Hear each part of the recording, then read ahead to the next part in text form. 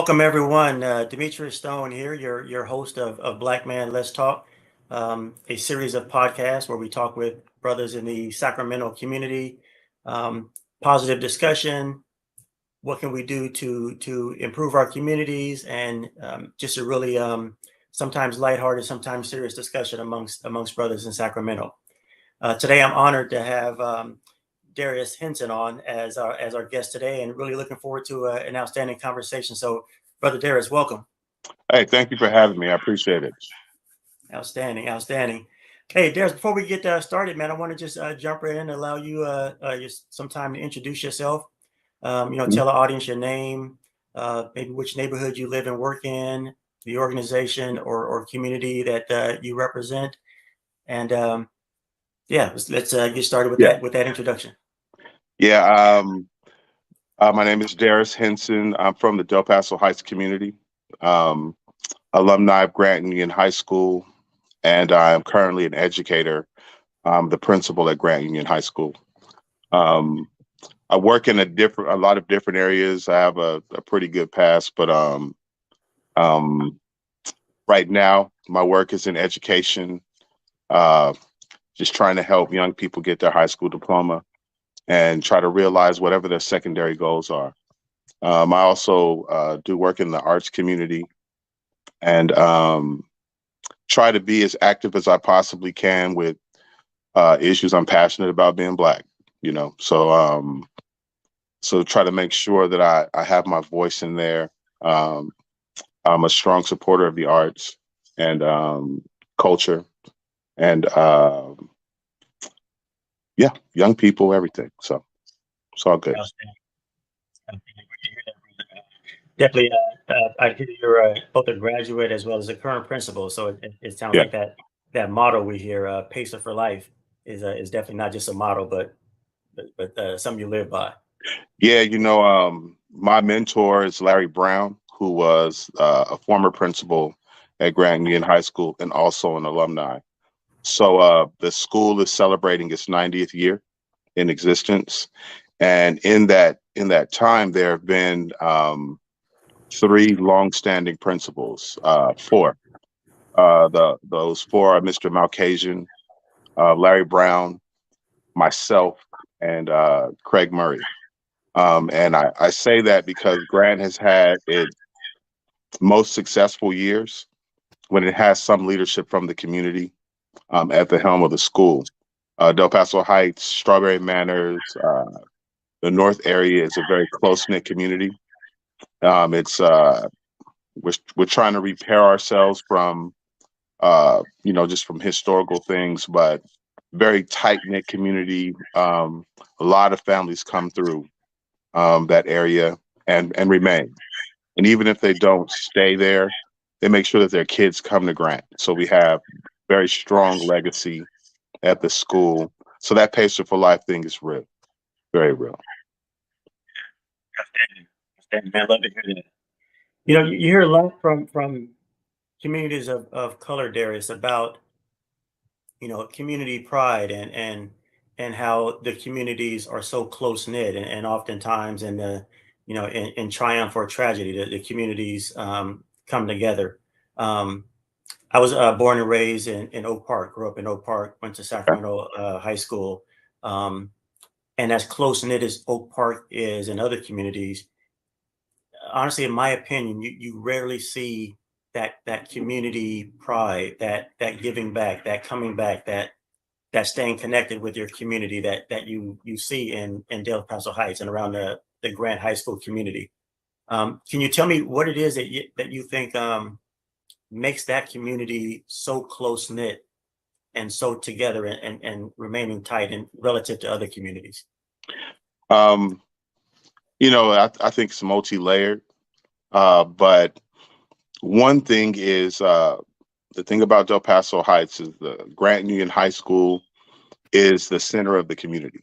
So when you look at other communities, there are a lot of resources that are associated with the community. You'll have malls and strip malls and businesses, franchises that are in most other communities, especially now the ones that are surrounding So if you look at Natomas, look at all of the economic growth that's taking place over just on the other side of the levee.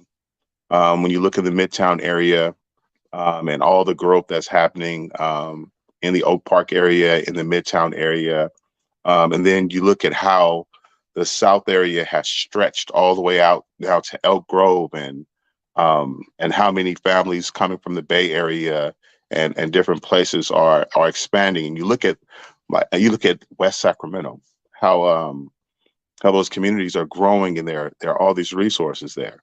And then you come to Del Paso Heights, and if Grant Union High School is the center of the community, you can go 5 to 10 miles in any direction, and you're not going to find a major anything.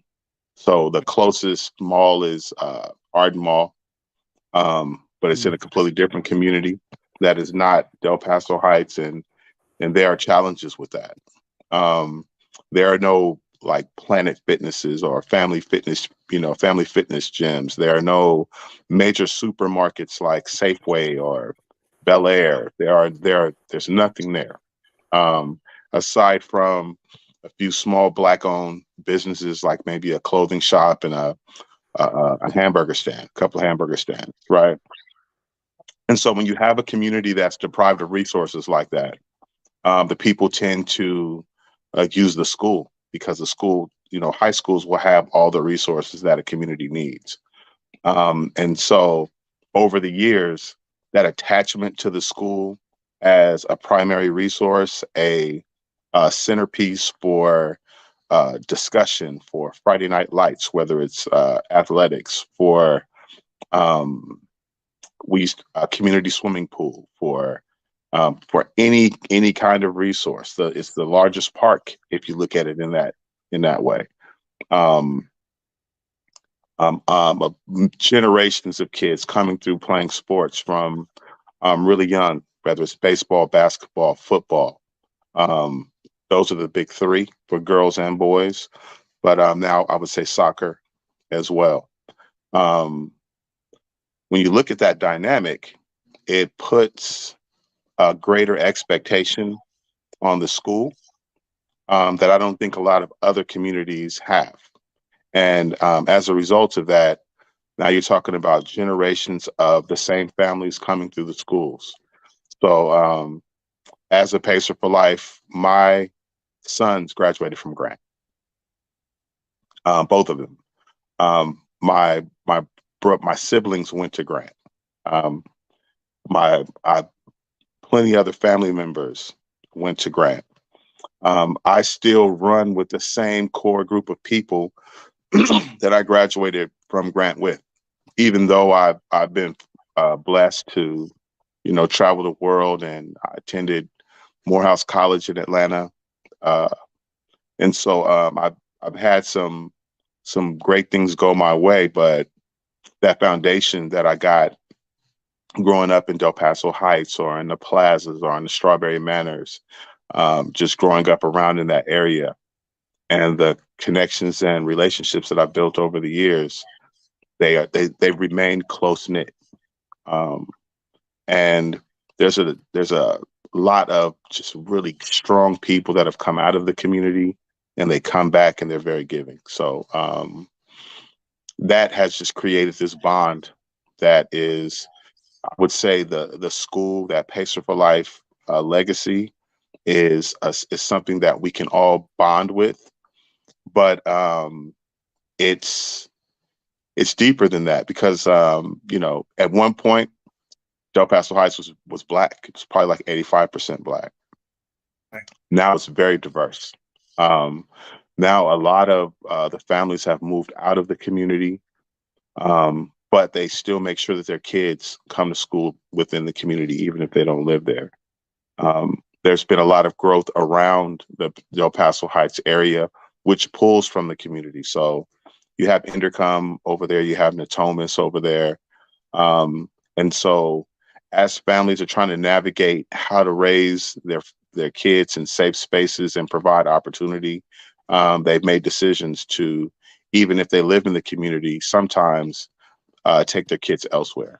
So you'll see Pacers show up at Folsom High School and Jesuit and Christian Brothers and Sac High and Intercom and the Thomas, but they're still part of what we consider the Del Paso Heights community.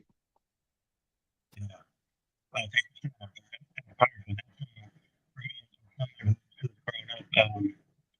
around in Sacramento and spent most of my life in Sacramento. Um, that was an incredible description of kind of what makes that that community so close knit. Things that we don't think about, the absence of resources, which draws everyone um, to that campus, is something many of us aren't aware of. We just think it's just a natural pride in the neighborhood and the community, which there is, but definitely more to that. So, man, I appreciate you sharing that. Yeah, no Appreciate that. problem. No problem. Tell me, you mentioned you went to Morehouse. Tell me, can you talk a little bit about not just why education is so important, but what do you feel that you gained from going to an HBCU, and what are maybe some things that young men, young boys of color, young girls of color as well should consider, or why they should consider an HBCU as opposed to a non-HBCU when considering higher education. Yeah, I try to explain to families all the time. I feel like I was just in a very blessed situation. So I'm born in 1970, and so that's 2 years after Dr. Martin Luther King is assassinated. Um, a few years after Malcolm X is assassinated. And when you look at that movement period and what was being fought for and what was being asked, um, I believe that my generation and the generations that came after are the real benefactors of what that fight was really about. So coming up, we only talked about going to college. Of course, little boys have dreams of going to the NFL and the NBA and stuff like that. But that was all. College was a very huge part of that discussion.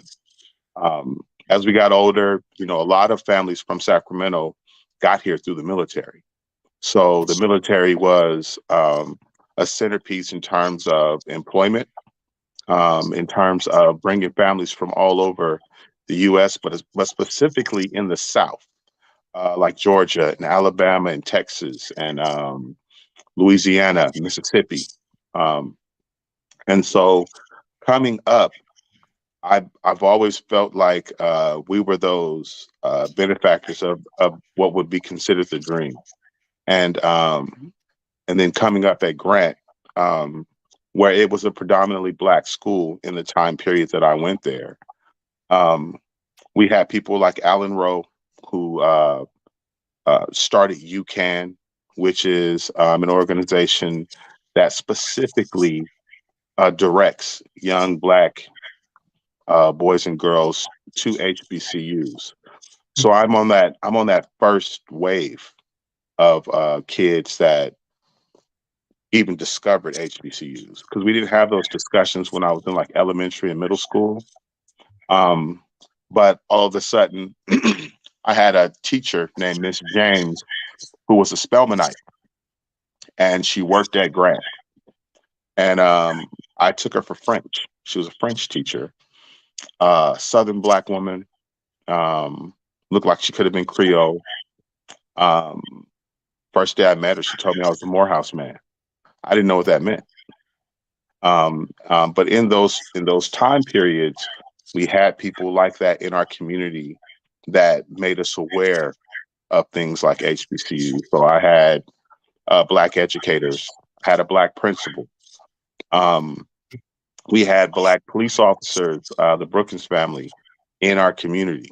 And so when you think about having those kinds of visual representations of self, strong Black men and Black women, when it starts coming time for me to choose a college, and HBCU just made the most sense.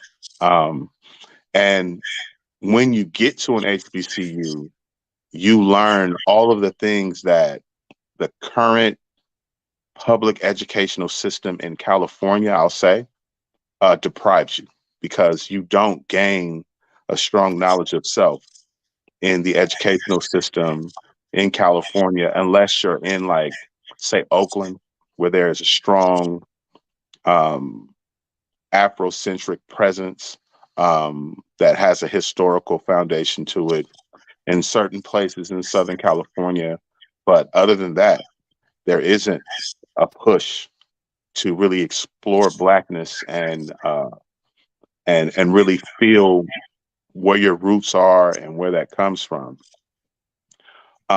So I encourage people, especially people of color, Black folks, but also Afro Latinas and Latinos, to explore the HBCU experience, because the first thing that you're going to learn is that you're not the descendant of a slave. You're the descendant of something much greater than what we were demeaned to. You're the descendant of doctors and lawyers and architects and inventors, scientists and politicians, kings and warriors, and the first of everything. And that deep sense of cultural pride and that connection to Africa is something that our kids desperately need, because they don't get it every day. And there are a lot of adults who don't have that historical context. So, whereas we used to have elders that we could sit at the feet of and gain a tremendous amount of knowledge, we don't have that passing forth now. Now, our elders are giving kids in trauma, because the families are going through something and they can't support the kids.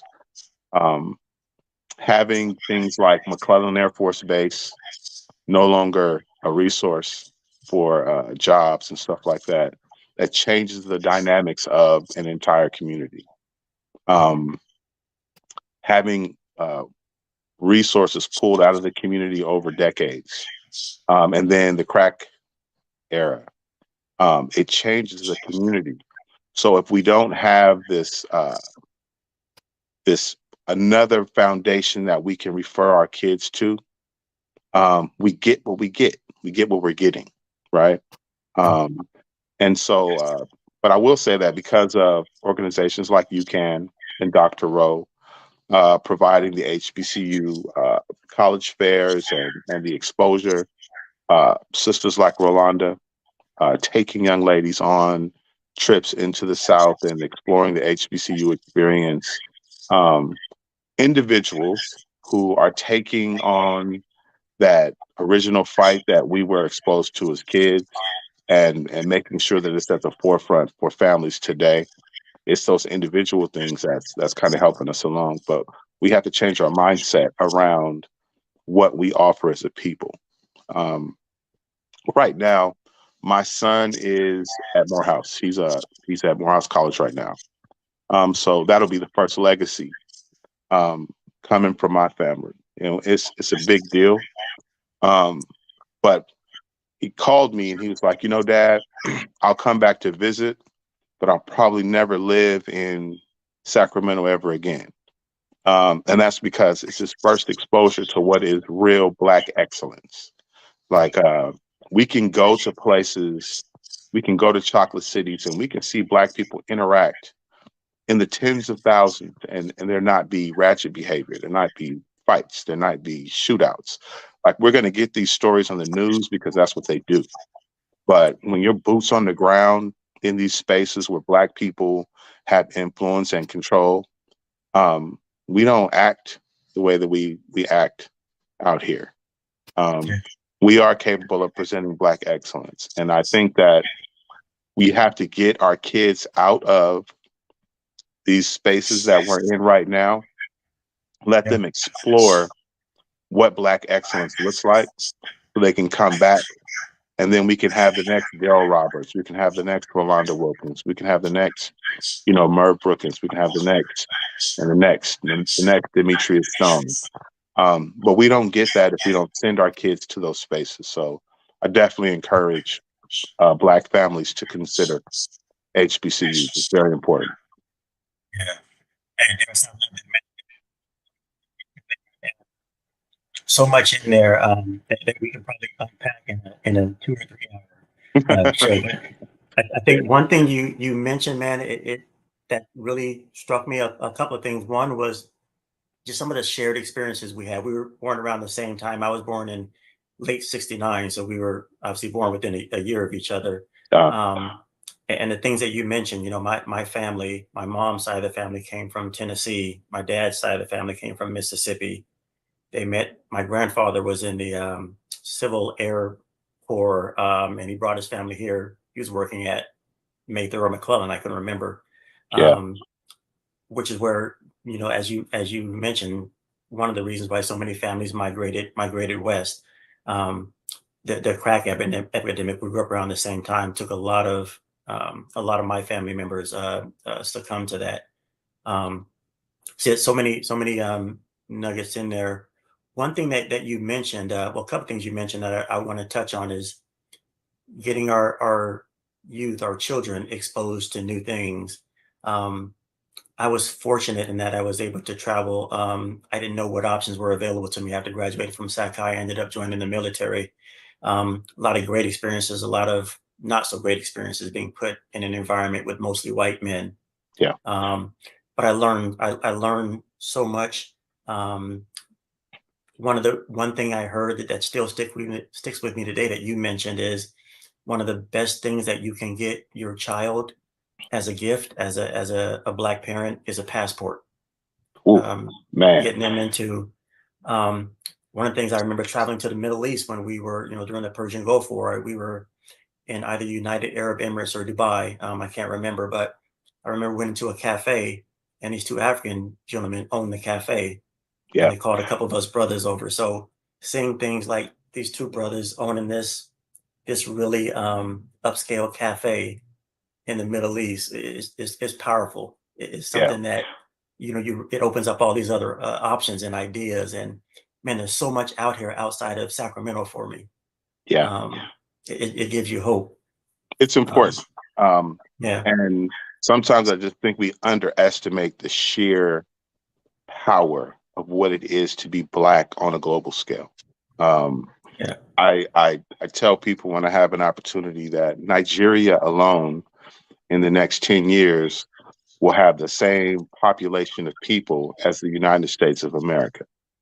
So if there mm, are 250 million uh, people in the United States of America, in the next 10 years, there will be 250 million Black people just in Nigeria.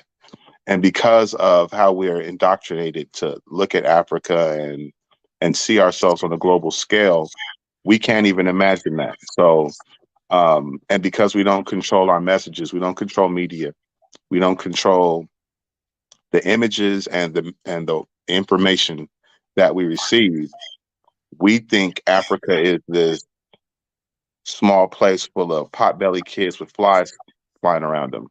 yeah, When really, when you go there and you see that they are so much further ahead than us, right, and we have whole armies at our disposal. We yeah, spend our own money with our people on the paper. We have banks, we have militaries, we have everything on the continent, and we're just not exposed to it. And it wasn't until I got a passport that I yeah, really saw that for myself. Had heard stories, but it's different when you're sitting there, right? right, When a Black owner, you're in another country, they speak 3 and 4 languages, yeah, including their own. right, Um, they don't even have the concept of not owning, right? right. Um, it's something that we definitely have to do a better job of exposing our young people to. Yeah, yeah. Oh man, you're so right. It's moving. It's Yeah, moving for sure. it is. You mentioned an experience you had in high school. One of your teachers encouraged you to take French and identified you as a Morehouse man. One thing that I remember, Darris, growing up, went to Red Heart Elementary School in Sacramento, on to Cal Middle School, and then Sac High. During my 12, 13 years, if you count kindergarten, 13 years of education, I remember having one black male as a teacher. I probably Right. had one or two black female teachers, but I remember having one black male teacher in the sixth grade. I don't remember, I remember very few of my teachers' names. I do remember the one black male teacher. It was Mr. Donald Hare. As a matter Mhm. of fact, I think his son, Donald Jr., played ball for a while at Sac State. Um, but I remember that teacher, and I remember his face to this day very well. Obviously, as we know, representation matters because of the importance of that and the impact that it has on us as Black men and as a principal yourself. What is it that you think that we can do to get more Black people, males, females, to become teachers, school administrators, knowing the importance of it? Um, can you talk a little bit about what that challenge is like, and maybe what are some things that we can do to steer people into that, people who look like us into that career path? Yeah. So I have I deal with the duality as an educator. Um, uh, if I'm honest, if I didn't work at Grant Union High School, I wouldn't be in education. Hmm. There isn't a strong carrot for us to be in the educational system. Hmm. That's mainly because we um, we don't exist in the educational system, other Hmm. than the identification that we were slaves. We don't exist. Wow. Um, so it's amazing to have our children go through 12 years of schooling, and the only thing that they're going to have drilled in their head year in and year out is that this one guy had a dream and that we were slaves, and this one white guy emancipated us. Like, that is the gist of what we learn about being Black in the educational system. So Hmm. it's hard to convince somebody that going into a system that so tragically does that to our kids is something that is of value, right? Um, so I'll say that because I believe that's true. The other part of that is that when you think about these incredible Black educators that we may have come across in our time, they also did more work outside of the classroom. Uh, and it's really that's where they engaged us. Hmm. So they had this content that they were paid to teach, but they literally just use that as an opportunity to come and get on campus and do things like coach or like start a BSU or start a drum line or teach some kind of skill. And it's there that those relationships form. It wasn't necessarily through the content or through what was happening at the school. It was that outside influence that they offered, that sneak peek at the world before young people got there. And so when I encourage people to become a part of the educational system, it's usually as an independent. Um, I do believe in education. Um, I do know that you have to have your credentials supported, right? I do know that we need Black principals and vice principals and directors and superintendents and stuff like that.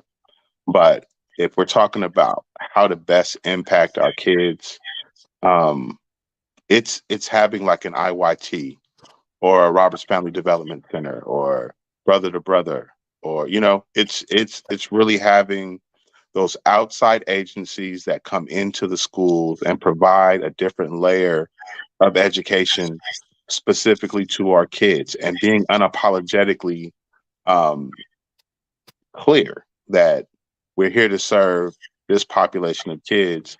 Because if we don't do that and it becomes just this multicultural way of looking at things, our kids are not going to benefit from that. Yeah.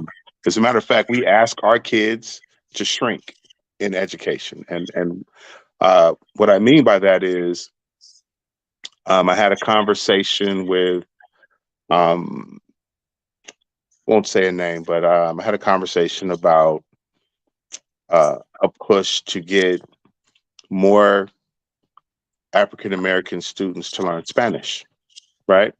And that conversation was like all of the opportunities that exist that are available for um, kids when they learn another language. Like I took French, like learning Spanish, like learning Chinese, or like learning whatever. And then they'll say like, you can do business with the world, and you can do this and you can do that.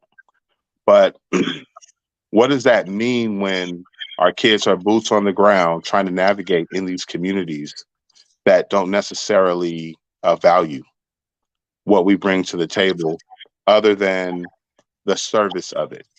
So that's what I mean by asking our kids to shrink, because we learn these other cultures, we learn these other languages so that we can shrink and fit within the progress and the structure of those communities. When conversely, we come from a continent that have more than 200 languages, right?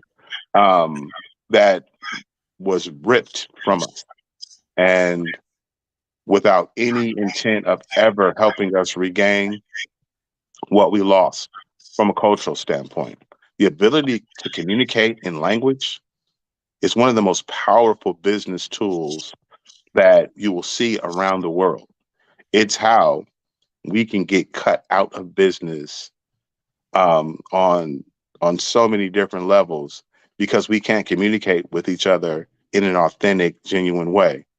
But when you see other people come and set up shop in our communities, they can operate within our communities and never even have to speak to us other than to take our money. And I'm not pointing the finger, or I'm not hating or whatever, but um, if we looked at that and we started having conversations like regaining our language um, from a young age and exposing ourselves to authentic, what it means to be authentically Black, um, that changes our dynamic. So it's difficult for me to say, come into this system and let's just do more of the same, because it just doesn't benefit our kids. It's easier for me to say, know what this system is, create a program, create a movement, create something that you can attach to the current system so that we can get our kids in a different trajectory. And whether it's, trying to get them to HBCU, trying to regain our historical value, even trying to regain our language. But we have to do things that are counter to what they're getting in the classroom every day, because it's not a reflection of them. And that's why our kids really struggle with academic achievement. It's like, you're asking me to sit in here all day, and all of the things that make me unique in who I am are the things that you tell me aren't good. So shut up and be quiet. Like that's not what it means to be Black, where we come from an oral tradition. We have written language. We were the first to have it, but we speak. We're communicators. And so when you shut kids down and put them in this box, um, it doesn't fit. And then it's like pulling teeth trying to get you to educate, because it's like, I don't want to, y'all talk back too much. You don't listen. You don't this, you don't that. And then, with our trauma that we've had in our community, it is difficult to educate our kids. So we definitely need people to come from the outside into the school system, pull our kids out, give them what they need, but send them back in there with the understanding that you're in here to learn this system, get through this system, so that you can get to where the education matters most. And I would say that's at an HBCU. That's starting a Black-owned business. That's learning financial literacy and economic development. That's taking control of our athletic industry that we completely dominate, but we don't own. It's all of those things, right? So I know it's kind of a long answer, but I don't feel always comfortable just saying, hey, yeah, become a teacher. It's rewarding. It's this, it's that. Yeah, the benefits are great. Um, the pay isn't. You know, um, what you're asked to do is to shrink. Is to shrink the very kids that you come to serve. And so I know that's not a popular thing, but that's our truth. And I don't think we say it enough. What we say is, you better go to school and you better get your books and you better learn this and you better listen to that teacher. And, you know, that teacher doesn't even know where the hell you're coming from and they don't care. Um, so I don't know, man. We have to do a better job of pulling our kids out of that system, pouring into them, and then sending them back into that system with tools and with a mindset that this is what I'm trying to accomplish using this system to get me there. Because that's what we did, right? We used that system to get us to a place. You used the military. I was able to use an HBCU. And that's where everything started to click, when we were able to get ourselves into that system. But if I have a criminal record at 16 years old, how am I going to get into the military? Yeah, it's designed to not allow you in. Yeah. So, yeah. Yeah. No, but I don't feel that was a long answer at all. That was incredibly authentic and real response, especially someone coming from someone in the position that you are. I say this all the time. It's unfortunate, and I've found myself, having to realize that, I've had to wear a mask at certain points Oh yeah. um, in my life and we all as African American men are asked to do that, or we realize that in some aspects we have to do that. And you're right. It's man, it's a topic that has so many layers and facets to it. Um, some of the things that you mentioned, though, like learning a foreign language, I was fortunate to, when I joined the military, someone saw my potential for learning, and I was actually taught Russian, and I was a Russian linguist in the Right. military. And I've had so many of my peers and former Marines that I served with, who I still keep in contact with, and they say, you could have gone into one of the three-letter agencies, the FBI or the CIA, or become in law enforcement, because there's a heavy Russian-speaking population in Hmm. Sacramento. But I never thought that I wanted to use that as a further career. To me, I was just proud that I did something that was really hard, Hmm. and that was what I got out of it. I learned an incredibly hard language, and it allowed me to do something else, because I didn't want to do all that other Yeah. stuff that you're supposed to now go into Right. because you did that. So yeah, to your point, I use a foreign language, to me, wasn't to be able to communicate with other people and make money, although I can see why some people would want to do that. Yeah. It was more, I was just proud that I did something really hard. And Um, when you see us on a global scale, Black people are linguists. Like, right. everywhere else except America, Black people speak at least 2 to 3 languages. Man.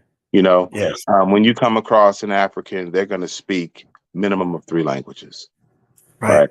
They're going to speak their tribe, they're going to speak English, and then it's going to be something else. It's going to be Yeah. Chinese, or it's going to be Spanish, or but it's going to be something else.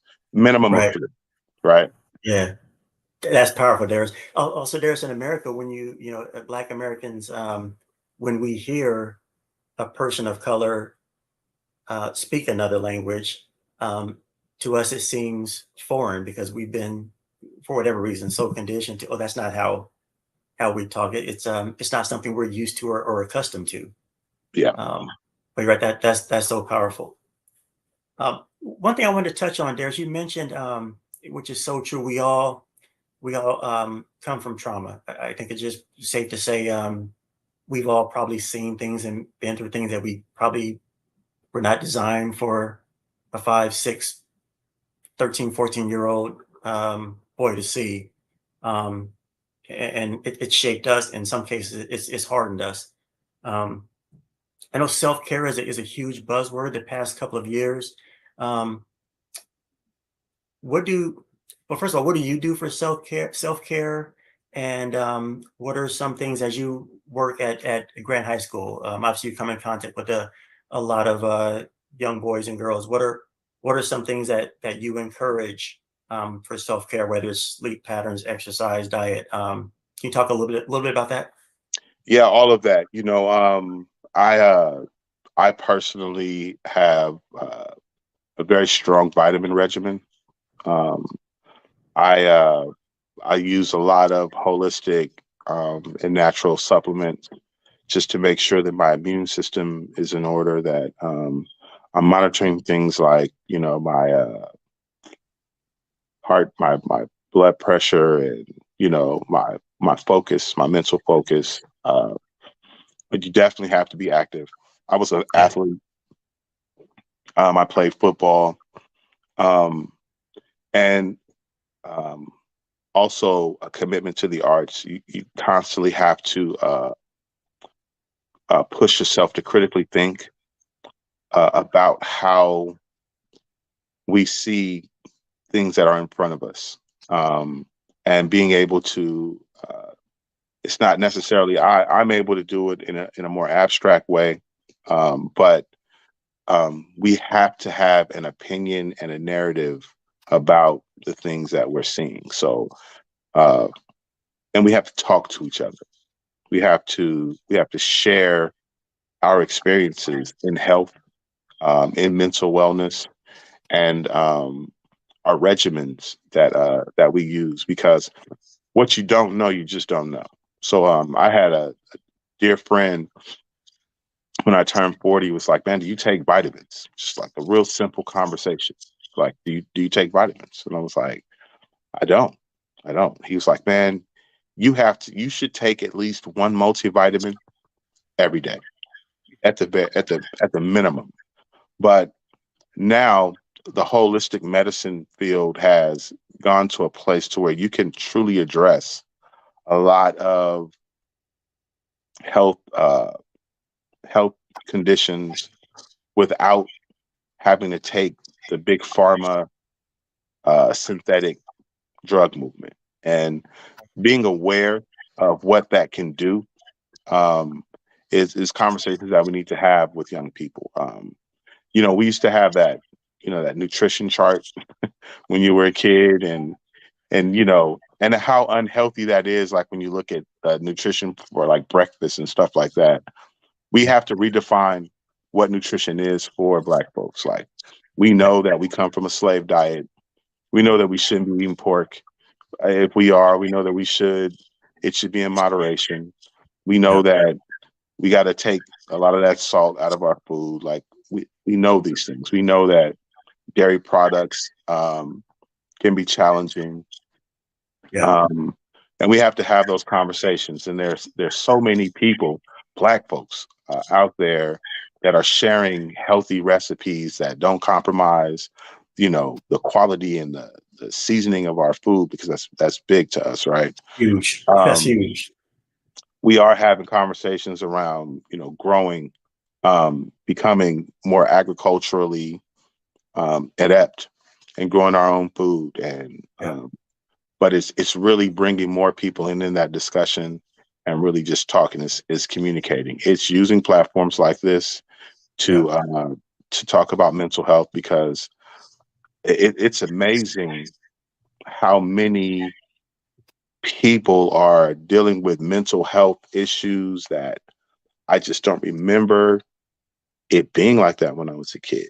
Like, I don't remember autism as Right. a kid. I don't No. I don't I know that we have dark history in our communities, that leftover trauma from slavery and from our history, but I don't ever remember it being so prevalent in our kids. Um, just in terms of gender identity, depression, anxiety, bipolarism, um, anger. Um, violent anger, rage, even. Um, I I know it was there. I'm not oblivious to that. I Right. think the crack epidemic definitely exposed that, Yep. that level of trauma to a different degree.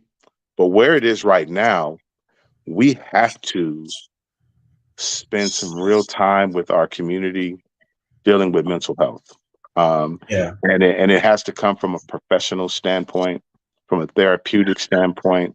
It has to be consistent, and Yeah. because it's just a completely different time. So the kinds of Yeah. things that I see on a daily basis with kids, you can see what's happening at home by how the kids show up um, Yeah. at school, and it is at crisis level in our community, and Yeah. it's not a ghetto thing. Right. It's a black thing, Right. and we have the resources to deal with it. There are enough educated black people who have the expertise for us to solve the problems in our community.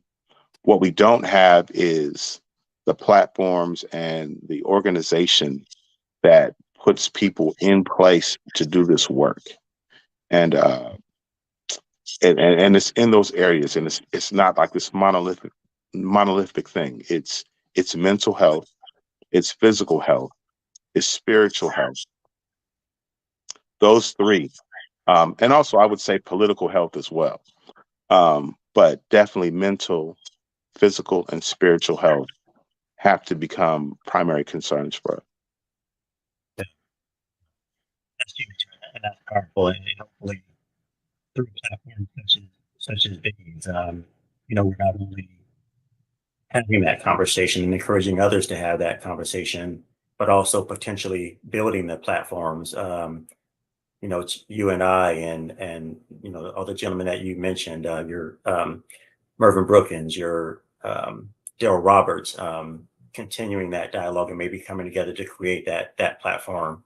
But I think you're spot on. Whether it's the crack epidemic, whether it's social media, what I see a lot of it is kids are self-diagnosing because they have these supercomputers in their pockets and in their hands, and they're reading, I feel this way, or I feel, oh, that's me.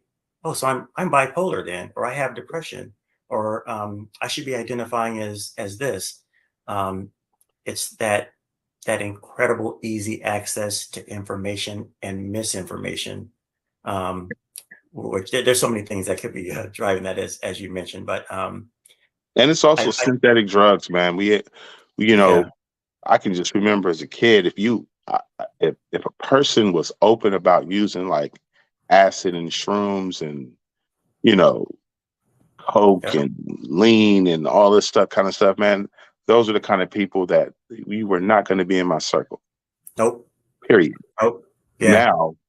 Now, people are drawn to that because Right. in addition to these mental health challenges, they're using these synthetic drugs and these different things to suppress and to diagnose and treat.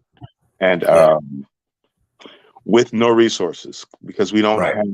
we don't have those kind of clinics. We don't have those social. We don't have anything for vulnerable citizens in the United States of America. No. So Black vulnerable citizens are even at higher risk. Yeah. Yeah. Oh, you're absolutely right. That's yeah, but very insightful. Very insightful. Hey, Darius, before I let you go, I mean, it's been a great conversation. As I said, we could probably talk for a couple of hours. Um, you mentioned about the the number of principals at Grant High School. I think you mentioned in the 90 years there've only been 3 or 4 principals, which to me is From the amazing. community. From Um, the community. yeah, My yeah, yeah. apologies. The My the apologies. school is most successful when it has leadership from the community. So Okay. the longest standing, the oldest principal, white guy named Mr. Malcasian. But Mr. Mhm. Malcasian brought Larry Brown in. Larry Brown was his Mhm. vice principal, and then Larry Brown went on to become principal of Grand Union High School. And Okay. he was principal for more than 15 years, off and on Yeah. at Grant. Wow. Yeah, thank you for clarifying that for Yeah. me. Appreciate it. As a long-standing Sacramentan and just a huge high school sports fan, I'd be remiss if I let you go without talking about the Grant football team. I think anyone who follows high school football knows that Grant probably produces, and I don't have the data to back it up. I'm just going off of Mhm. what I know, what I've seen, but um, quite a bit of D1 players, NFL players, etc. Um, really curious about how the football team is doing. I know you have a new coach, which is a big change. The past 20 or 30 some odd years, you maybe had the same coach. Curious how the football team is doing because it's such a pillar of the community. And also, is there a future home game this year that you'd recommend I attend to? Because I want to definitely come and catch a game. Sure. So I think Grant is experiencing a reemergence. I believe every football program in Sacramento has gone through what we went through, especially the last 3 years, in terms of not having the success that people are used to. Yep. Um, and it had to do with the transition from Mike Albergini to um, and what I call a very figurehead driven uh, football program, because everyone talks about this one person, right? Right. Um, Right. but we all know, if we are on the ground, that it was much more than that. Yep. Um, so in that transition, now we have what's closer to what has been a vision and a hope for mine in a Grant football program, and it's comprised of some of our greatest athletes to come through the program. So the Mm. current head coach is Carl Reed, who is an alumni, and Sidquan Thompson, Yep. who is the brother of Shaq Thompson. Um, Yep. and they have come in the transition from Coach Al to completely change the mindset and focus of what it is to be in the Grant Union High School football program. And as a result of that initial transition, we had a horrible year. We didn't win a game last year, and the city took aim at the Mm. program. We took some real deep L's, man. Mm. This Yeah. year we're 6-1. Outstanding. Um, our toughest contest is going to be this week against Monterey Trails. Hmm. Um, that's going to really decide what our playoff fate could look like. If we beat Monterey Trails, then we could go into the playoffs as a Division II school.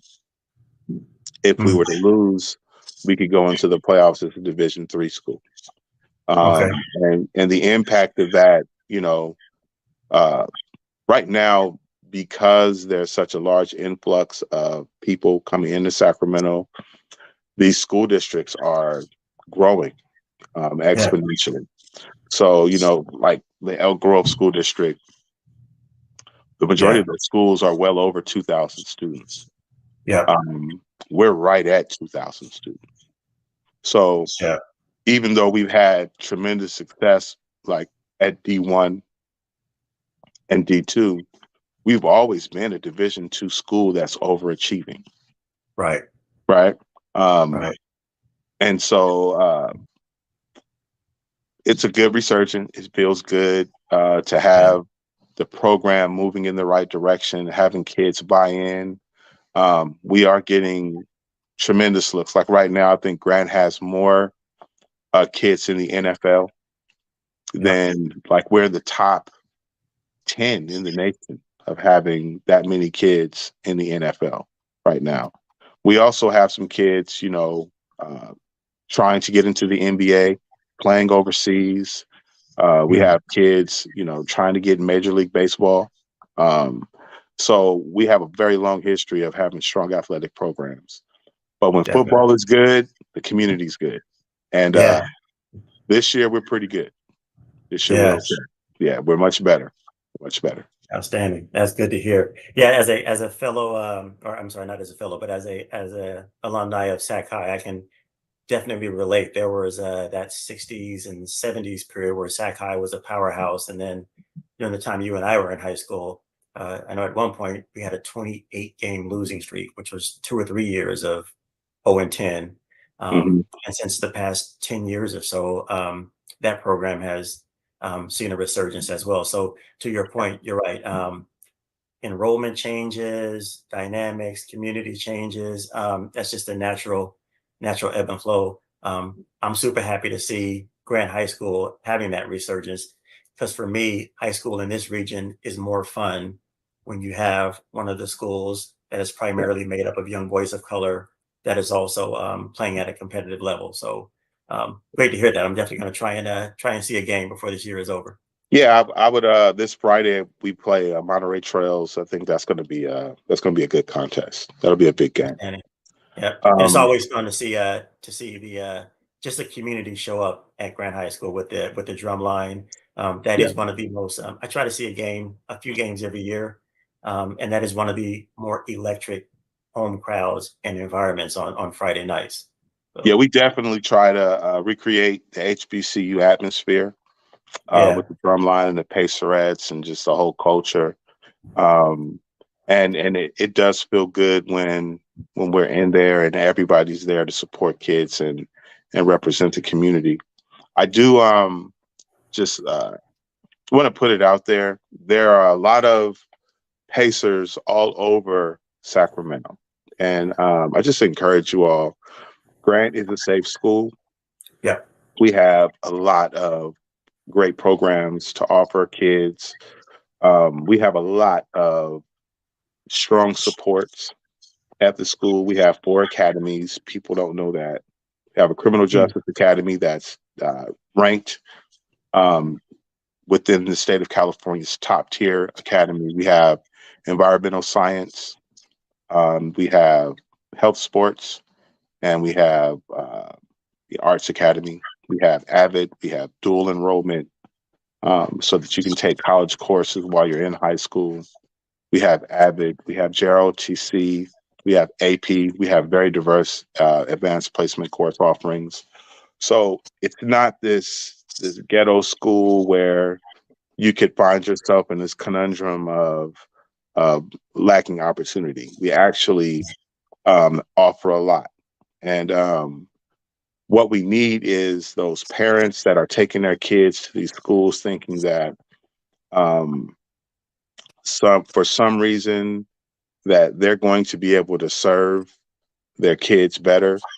I would say nobody has done more for Black and Brown and Asian students in the city of Sacramento than Grant Union High School. You can look at our graduations every year. It is 100% kids of color. And we're sending kids off to great schools. Um, and we're really helping kids realize what they want to see in the future. So it's important yeah, that we have good families bringing good kids into our environment so that we can just continue that Pacer legacy. And they're out there. mm, So you Pacers come home. that's right. Yeah, appreciate you sharing that. There. And it's something it's an organization that has programming at your school. I've only had the opportunity to visit with our program manager there once or twice. I can absolutely say that Grant High School had some of the most resilient, creative, intelligent young brothers on campus, and the enthusiasm there for not only our program but many of the other programs, and just the school pride is something that I don't see being replicated at a lot of other campuses. So I appreciate you sharing that. Yeah. Um, Thank you. Darius, with that, Um, man. Oh, sorry. Go ahead. I also want to just shout out our poly community too. It's good to have our poly community back on campus too. Yep. Yep. Appreciate that. Darris, man, it was a pleasure getting to know you and to chat with you. And I really look forward to spending more time on the campus at Grant when I can, and to hopefully stopping in and seeing you and spending some time chatting in person. All right. All right. Yeah, it It was was a a pleasure. pleasure talking to you today, man. I appreciate you inviting me on your platform. Feel free to call on me anytime. Sure will. Likewise. Thanks so much, my brother. Take care. Okay. All right. Take it easy, man. Bye-bye.